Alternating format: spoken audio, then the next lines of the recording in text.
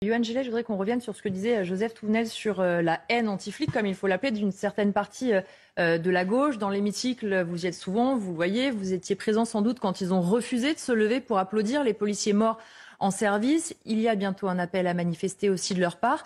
Est-ce que ça vous inquiète le fait qu'ils continuent de souffler comme ça sur les braises? On voit clairement maintenant un côté de la gauche qui veut monter, une partie de la France, évidemment, parce qu'on voit dans les sondages, les Français aiment leur police, contre ces policiers. Évidemment, vous avez la NUPES à l'Assemblée nationale qui entretient ce climat de haine anti-flic. Vous l'avez dit, effectivement, ils ont refusé de se lever pour des policiers qui sont morts en service. Ils ont également participé, il faut le rappeler, à des manifestations où était scandé tout le monde déteste la police. Ils ont également un discours dans l'hémicycle qui est gravissime, puisque régulièrement, Louis Boyard et d'autres se permettent de dire que la police tue. Ils ont également proposé, il y a quelques semaines, la suppression de la BAC, la brigade anticriminalité.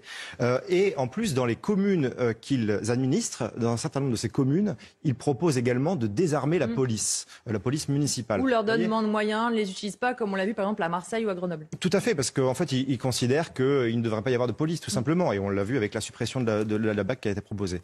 C'est honteux, et ces gens sont tous sauf républicains.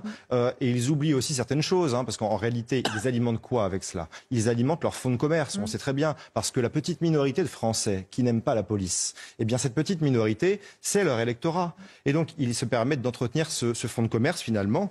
Louis Boyard, par exemple, pour ne pas le citer, oublie aussi de rappeler qu'il a été bien content d'être protégé par la police. Il a accepté cette protection policière. Parce qu'il était lui-même sous d'éventuels dangers et que le ministère de l'Intérieur lui a mis à disposition un officier pour le protéger. Donc, la NUPES, aujourd'hui, elle est dangereuse, elle entretient ce climat de haine, et comme pour les émeutes d'ailleurs, où la NUPES a participé d'ailleurs à ces émeutes finalement, en tenant des propos inacceptables et en se permettant d'attiser la violence, d'attiser la haine à travers des propos inacceptables. Joseph